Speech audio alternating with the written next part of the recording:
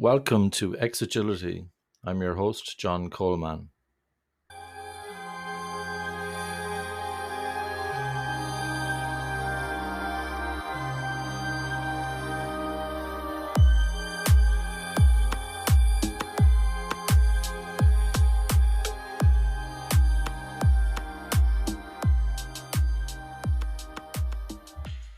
Bruce McCarthy, welcome to the Xagility podcast. How are you doing today? I'm very good, thank you. How are you? Very good, Bruce. Thank you so much. Which part of the world are you in today? I'm in the suburbs of Boston, about 25 miles. Here in my home office. During the pandemic, I've been very lucky that I already had a home office with the most critical high-tech feature, a door I can close. That's very important. Actually, I've got my own door closed here today as well, so I can relate to that. I'll be in Boston in early June, actually. I love going to Boston. I get there usually once a year. But it's been a weird couple of years, but I'm just back from New York, as it turns out. So my travel is ticking up again, thankfully. I'm just back from Cambridge and London, actually. I spoke at the Business of Software conference, and it was good to be back with people again. Yeah, absolutely. I can relate to that. I went to a conference 2 weeks ago in London. It was a CCon conference, and simple little things like seeing which stands had the biggest crowds and which books everybody was trying to get signed and so on. I thought that was really interesting. You don't see that online. Bruce, you wrote 2 books yourself, actually, and one of them is Product Manager versus Project Manager. You wrote that on your own. And then with some colleagues, C Todd Lombardo, Evan Ryan, I believe, and Michael Connors, who wrote Product Roadmaps Reloaded, how to set direction while embracing uncertainty. I believe you've got another book maybe in the pipeline as well on stakeholder management. That's right. I'm working on it now with a co-author, Melissa Appel, who's a director at Wayfair, a large product management organization in the Boston area. Really, that, in my mind, stakeholder management is the most important skill in product that nobody really teaches. There aren't really any books on it.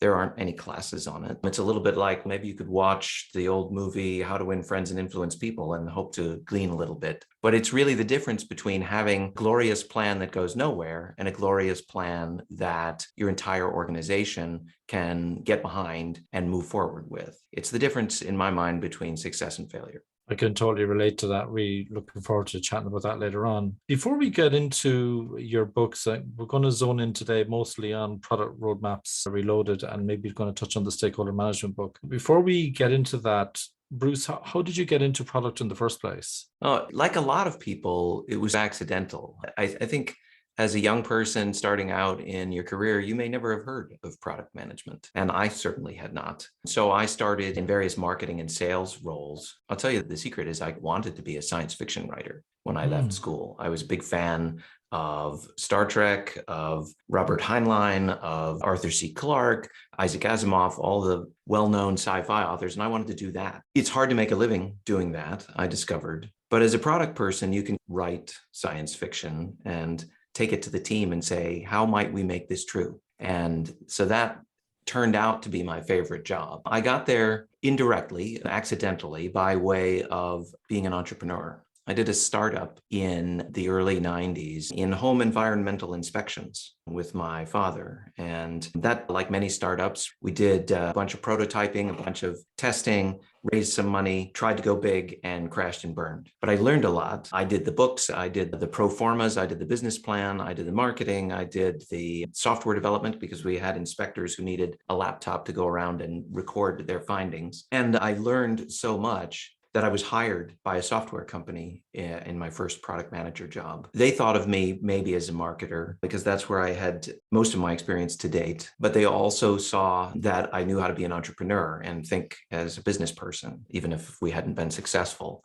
The funny thing about it is I didn't really realize what the job was about. I thought it was another marketing sort of job. It turned out to be so much more. It turned out to be so much more interesting. It turned out to have not just the marketing, but all the other entrepreneurial bits and pieces that I had to wrangle as an entrepreneur as well. It was connected to sales. It was connected to software development. It was connected to marketing and even finance. It was connected to everything. And I can remember vividly thinking, wow, this is the best job I could possibly ever want to have. So that's where it started. I've been in software or adjacent spaces, in product or in adjacent roles ever since. One of the things that many product managers in your audience will identify with is you as a product manager, you end up wearing a lot of hats because your job is to make the product successful. And that may require things to be done that nobody on your team has the authority, the skill, or the job to do. What I always say is, if that's the case, you're elected. And so I've ended up along the way of being a product person, being officially or unofficially in charge of partnerships, engineering, design, agile enablement, marketing, sales, you name it. That's also deepened my appreciation for the job. Thank you, Bruce. One of the things that I've noticed recently is in the product management space, there's references to product manager and product leader. You mightn't have used that lingo in your practice, but in terms of what you did on a day-to-day basis, it sounds like it was a kind of a strategic role that you might have been operating across a number of teams. Is that the way it worked? At some points in time, yeah. When I was first a product manager, I had a squad of engineers and a designer that I worked with, but I had to work across the other departments as well. I had to coordinate closely with the heads of or people in IC roles of marketing and sales and finance and legal. At one point in my first job as a product manager, my strategy involved signing a bunch of partnerships for data suppliers to put data onto our platform, which we would then resell on their behalf. And over 2 years, I signed about 30 of those agreements and got to know our in-house counsel very well as we negotiated all of those agreements. I never thought about that actually, because a lot of the time people talk about talking to customers and end users, but actually talking to suppliers as well to get content in a similar way to, I guess, Apple when they had to get the music. They had the platform, but they needed to get the music. I guess it's the same for Spotify. And it was very similar in that we were creating a marketplace for resale of this data. And I needed to convince these suppliers that it would be profitable for them and also safe, that it would not cannibalize their existing. It's almost like eco-cycle management, the whole ecosystem rather. Yeah. That's right. So one of your books was Product Manager versus Project Manager. And I do training from time to time and descaling for agility and Scrum, Kanban, Lean UX and stuff like that. And I find that even when I mentioned the expression product manager, people conflate it almost immediately to project manager. It's like I use different words. I said product and the person heard project. Yes. And you wrote a whole book on this. How would you summarize the difference? O'Reilly asked me, my publisher for Product Roadmaps Relaunched, asked me to write the book because it was a question that they were getting quite a lot. It is a common confusion. And I think it just comes down to not having heard of the term product management before. Most people have heard of a project manager. They have not heard of the other. So the two get conflated because they're almost the same spelling and one is more familiar. In my mind, there is a clear difference in terms of strategy versus tactics. In my mind, the job of the project manager is to ensure that we deliver on a plan, on a set of commitments to time, scope, and budget. And that's critical. A good product manager needs to depend on a good project manager for delivery on time, on budget, within the scope, et cetera. And so that job is all about managing resources, budgets, time, people, and scope. But the product manager's job is to ensure success. And that may be entirely dependent on the on-time delivery, the project manager's stuff, but probably it's broader than that. Probably it involves, well, also having the right packaging and pricing, also having selected the right customer and figured out what the right set of problems to solve for that customer are to get them to be happy and successful with the product and want to buy it and want to keep buying it if it's a subscription. And so the two jobs are complementary in that way. One is more strategic, more outcome oriented. We want the outcome of a successful customer and a successful product and a successful business built around that. And one of the means to that end is the delivery of the product itself. And that's what the project manager is responsible for, the output. Thank you, Bruce. And just as a follow-up question to that, a lot of people also get confused even about the word product. How do you describe product to people? Yeah, that's a really good question, because in today's world, a product can be entirely intangible. Facebook is arguably a product. It's an app, but there's no physical object that you can touch. And Gmail, while it has a UI, is really a service, right? So is that a product? And I would say yes to that too. I would say that a product is your way of delivering value to a chosen customer, whatever that way is. Now, if we want to also differentiate it between, forgetting about whether it's a physical object or software, if we want to differentiate it between a product and a service, the other aspect we need to put in is repeatability. So a product is something that you can scalably, repeatably supply to someone that delivers value to that other person. Whereas a service is very often, I'm thinking of a custom service, is very often making something one time for one customer and you're not repeating it for another. So it's making something bespoke. Thank you. People often ask me about this as well, and I have a habit of oversimplifying. And sometimes I say to people about products that it's something that an external customer would recognize and they probably pay for it. It mightn't be their money or their data, but someone pays for money or data in a sense. I like that, but it leaves out Facebook because the people who choose to use Facebook aren't paying for it. Also, it leaves out internal products. And I think that's an important thing to consider is many IT departments around the world are responsible for creating and maintaining products that their internal fellow employees use, and there's no money exchanging hands there. And unfortunately, sometimes the employees don't have any choice about using it. It's a monopoly within the company. Sometimes they do, though. So that's worthwhile considering. There's one other kind of radical definition that I like. Radhika Dutt, a friend, wrote a book called Radical Product Thinking a year or two ago. And in it, she posits that the definition of a product is it's your way of changing the world. Oh, I like that. And I like that because if you think about it, that's actually right. It's a means for changing the world, changing the customer's world, and hopefully also changing the world of your company, making it successful. Thank you, Bruce. That's really useful insight. Just coming back to one of your books, Product Roadmaps Reloaded, How to Set Direction While Embracing Uncertainty. You summarized it in a talk in 2019 where you talked about having a kind of love-hate relationship with roadmaps.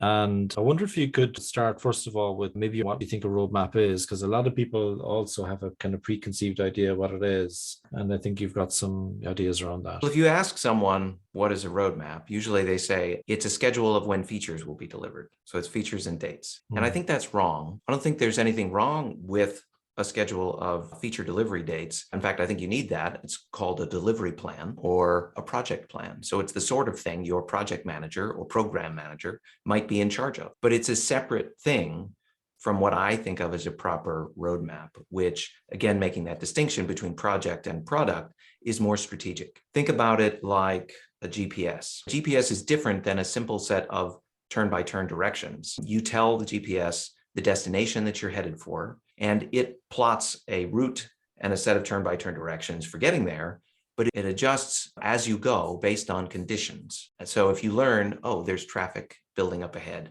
or there's construction, or if you stop off for pizza and you make a detour, the GPS will always recalculate the best next steps from right here toward your destination. Whereas a set of turn-by-turn directions are fixed, and they may or may not be, after the first few steps, the right thing to do next. And so a roadmap should be flexible in that way and frequently updated, at least quarterly, if not monthly. I have friends who basically will update a 4 quarters roadmap every month with the latest information. And by doing so, they're resetting the expectation that a roadmap is somehow a list of promises of future delivery dates to a forecast based on current information, like a weather forecast, that is updated as new information arises. Now, that said, what do we mean by the destination? What do you put into your roadmap GPS? And for me, you put in a customer-oriented vision of the future that you want to achieve. And so you describe a future world in which your product is successful because, to go back to Radhika, it changes the world for the customer in some positive and differentiated way. If you can describe that future world that you're achieving, then you can work backwards and describe the major steps that are going to be required to get there. And that's your roadmap.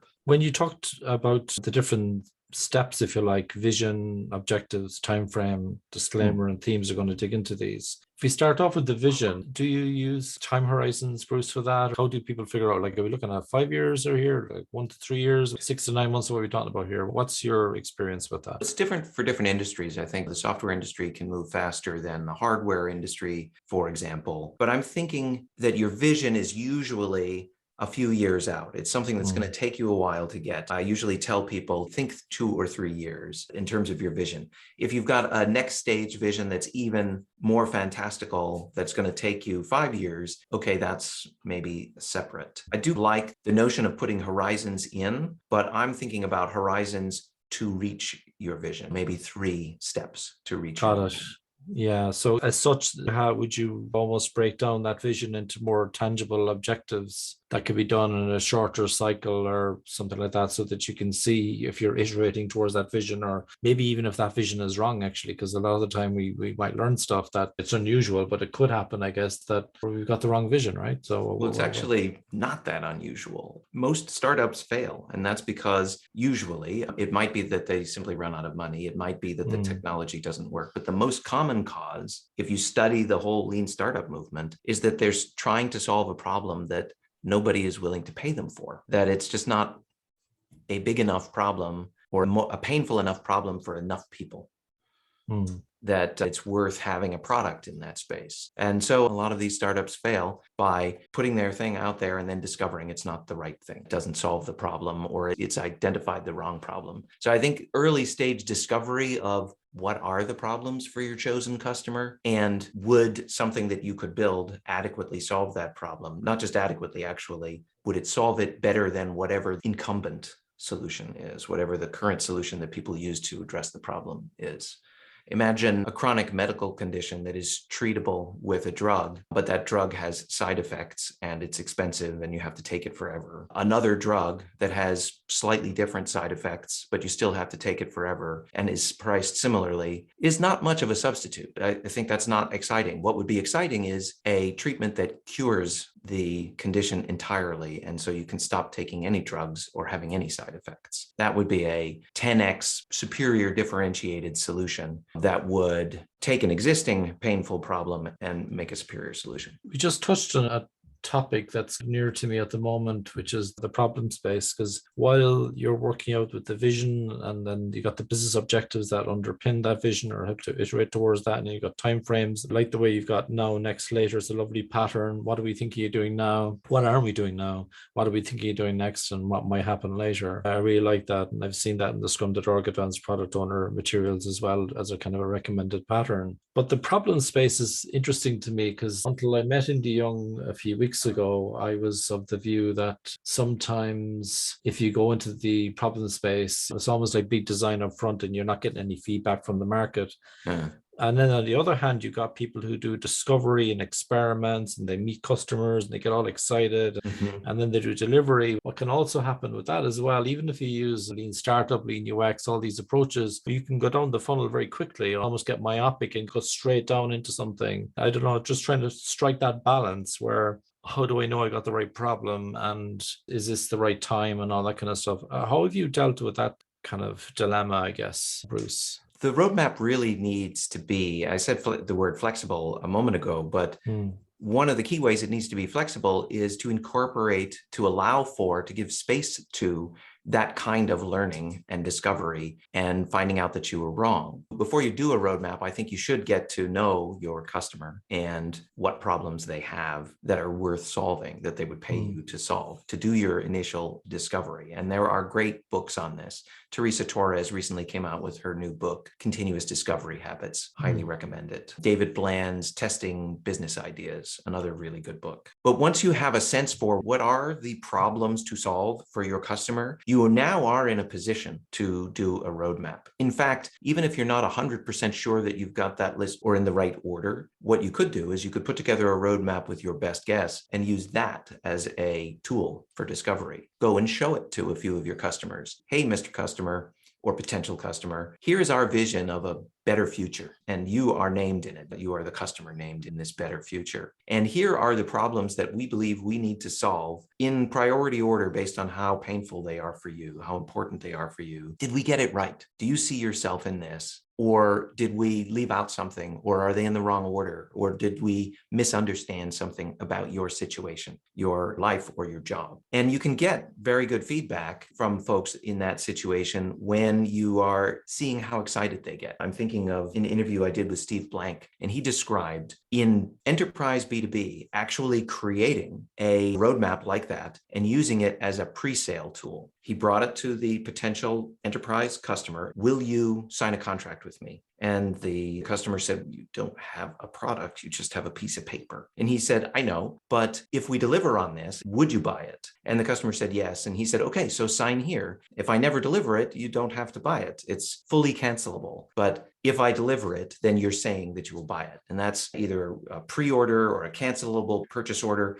or a letter of intent that says, yes, this vision is compelling. And if you build it, I will come. I love Steve Blank's one-liner, no business plan survives the first interaction with the customer. That's right. Yeah, it's really cool. In your approach to roadmaps, we talked about vision and business objectives and timeframes. Then you go to the next level down, which is themes. So you go into problems and needs and so on, and objectives at a lower level, I'm guessing, in terms of, are you thinking about customer objectives at that point or outcomes? Actually, the way I think about it is themes are a problem statement usually, or a job to be done statement. I'm not religious about which format you use, but as long as the customer and what they want out of this is the main point of your theme, then anything under that would be, well, how would the customer measure success? That's fine. That's a leading indicator of their willingness to engage with and pay for your product, is that they're using it and getting something out of it. And you can measure that. It also, ideally, the theme could incorporate many different possible solutions to the stated problem that you will test in turn until you find the one that really works in a differentiated way. And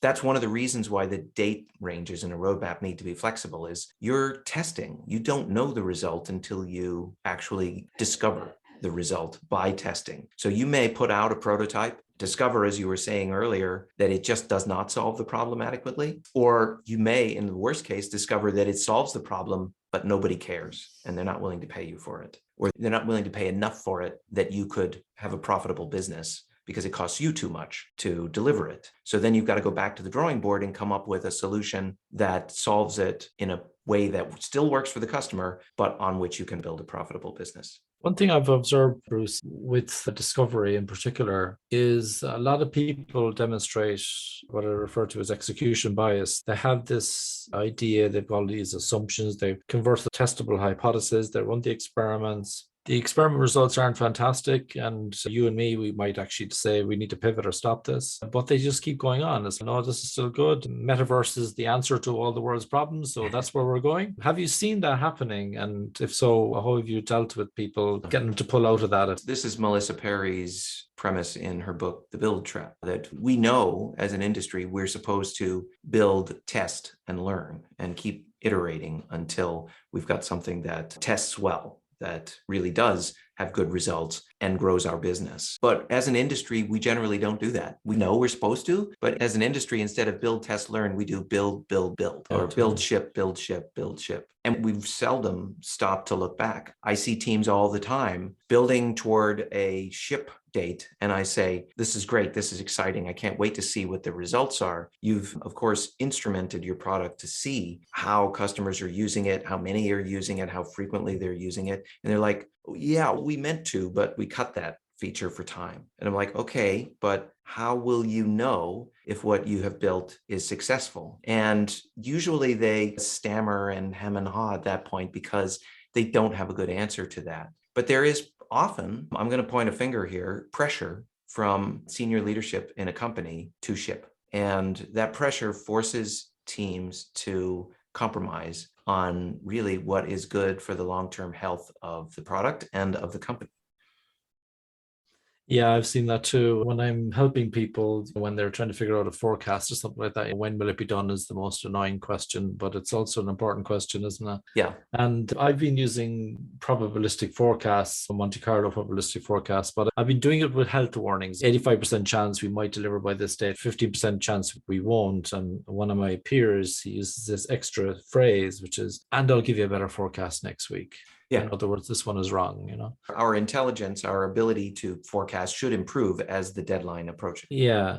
And I find if we don't do something like that, even though it's still a bit smoke and mirrors, then there's loads of uncertainty. I'm actually getting onto that because you talk about disclaimer as well. Curious how you manage that. But I prefer to do that than say we don't know when it'll be done, which is the right answer, because I'm basically saying I don't know the way I've said it to you a while ago. But in the diplomatic, it's all calculated. I'll give you a better one next week. But if I just say I don't know, I feel that senior leaders are just going to make up a date that's impossible, and then we're all screwed, basically. See, so the senior leaders will attempt to fill that vacuum of their own Yeah. expectation with a date. And so the key is to push back on them, or to use a little judo and pivot them toward something good. So something good that I would describe is, number one, keep the roadmap at a high enough level that it is problem-oriented rather than solution-oriented. Outcome for the customer and outcome for the business, that's the business objectives oriented. And when you do that, it's very easy to make the argument that we don't know what we don't know, and we can't say when the outcome will be achieved, because it's up to the customer. It's up to the customer to decide whether we have solved their problem well enough that they will buy the product.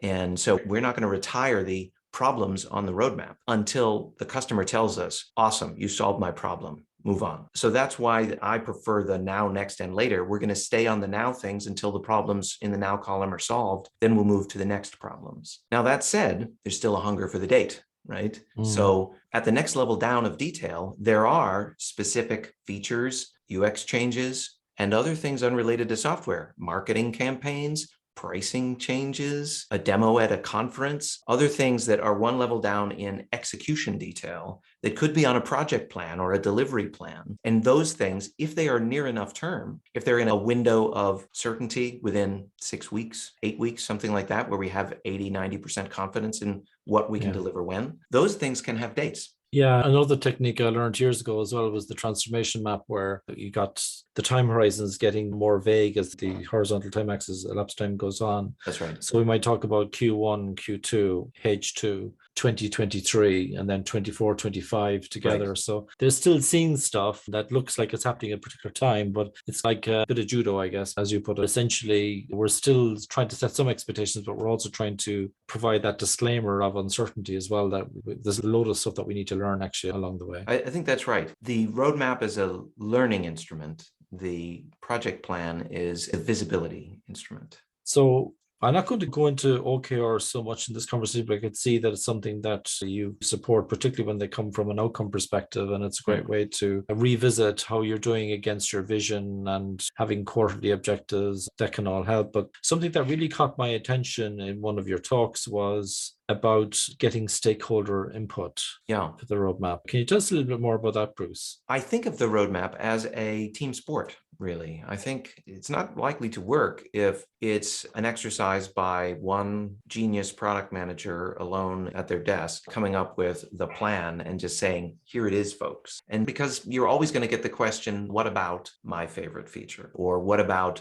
this customer segment? Or what about what the competition is doing? Or what about the technical debt? All the different stakeholders within your organization have their own point of view or hobby horse about what should or shouldn't be on the roadmap. And rather than waiting until you have brought the roadmap tablets down from the mountain and having them ask you all these questions that you maybe haven't thought through in detail, or even if you have and you have a good answer, nonetheless, it's much harder to get buy-in from somebody if they've had no hand in the creation. So I find that you get a better result by considering more inputs, but you also get a better bought-in result from around your organization by bringing people into the process itself of creating the roadmap. So I recommend that you run a workshop internally, that you bring the right people to the table, representatives of engineering and design and data science and marketing and sales and finance and professional services into the road mapping process, and run it at the very beginning as a kind of a brainstorm. What do we believe our vision is? What do we believe the business objectives are? What do we believe the problems to be solved for this customer are? And in what order we should tackle them? And let's have a draft, as Jana Basto, CEO of ProdPad, would say, a prototype of our strategy in the form of a roadmap. And then let's go test it out in the world and validate our assumptions or invalidate them. I can totally relate to that. In a lot of the work I do with visions, I tend to use the elevator pitch from Jeffrey Moore's book, Crossing the Chasm, for who need what, Classic.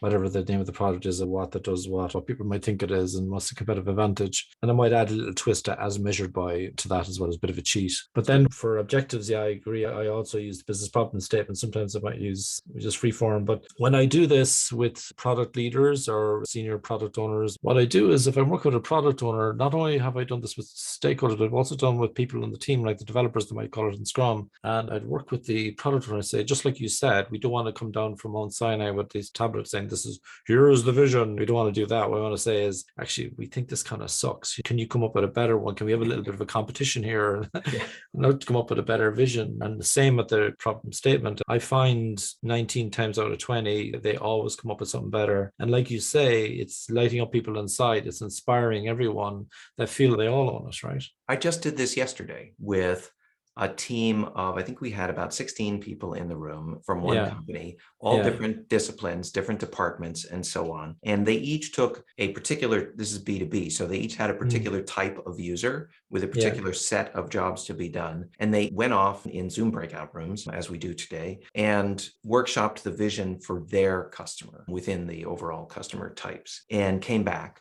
And many of their first attempts were a bit pedestrian. We provide the best this, that, or the other that is fast and safe and easy. And they challenged, though, each other to get better. They said, you know what? Any competitor could say that. What's our unique reason for being able to serve this customer well? And let's not just talk about the aspects of our product. Let's talk about the result for the customer of using our product, the benefit, right? I like to say Mario doesn't really want the power up in Super Mario Brothers. He wants the power. Yeah. Now the power up is the means to that, but Yeah. he wants to be Super Mario, be twice as big, twice as fast, invulnerable, and shoot fireballs so he can win. And when I said that, they all went back to the drawing board and they came back inspired and said, oh yeah, this is what you can do with our product. You are going to be so successful and so awesome because you went with us. Yeah, it's like starting with why, isn't it? It's like the Simon Sinek. One of my favorite books. Yeah.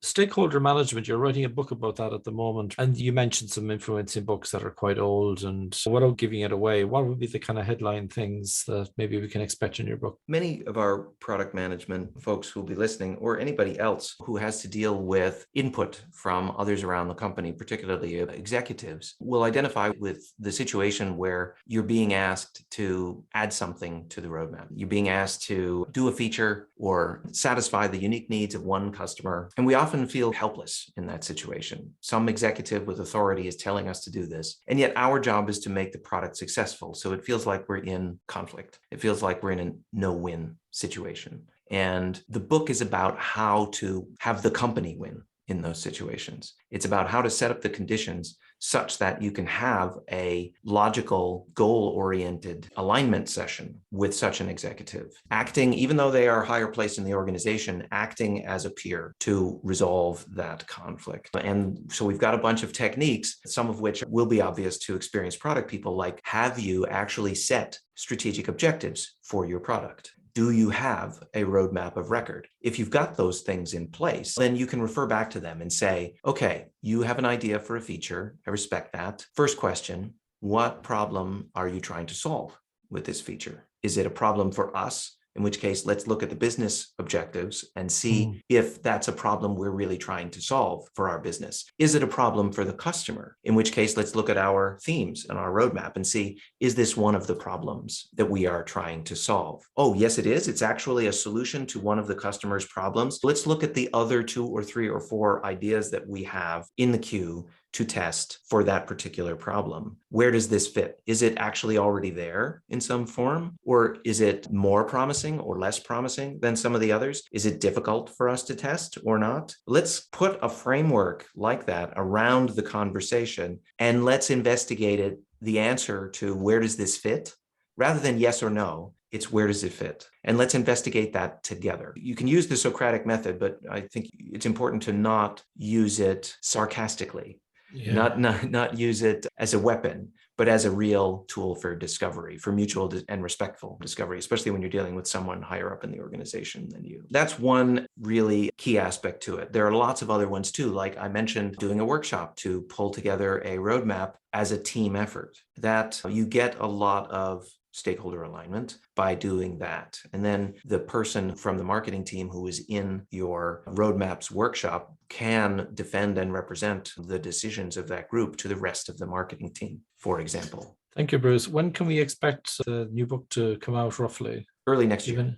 Okay, cool. Bruce, it's been an absolute pleasure to have you on the show today. Thank you so much for inspiring us with your wisdom. We're looking forward to hearing more from you, and thank you so much for coming. Oh, thank you very much for having me. It's been a pleasure. If you would like your voice message to be featured on a future podcast episode, please leave a voice message at anchor.fm/Xagility/message. That's anchor.fm/Xagility/message. Thank you.